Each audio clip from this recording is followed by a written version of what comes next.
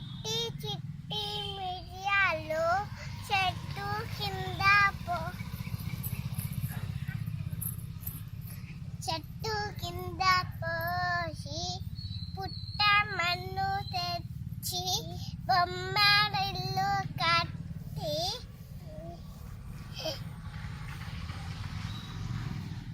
అల్లవాడి ఇంటికి చల్లకి పోతే అల్లవాడి కుక్క బౌ బౌ అంది.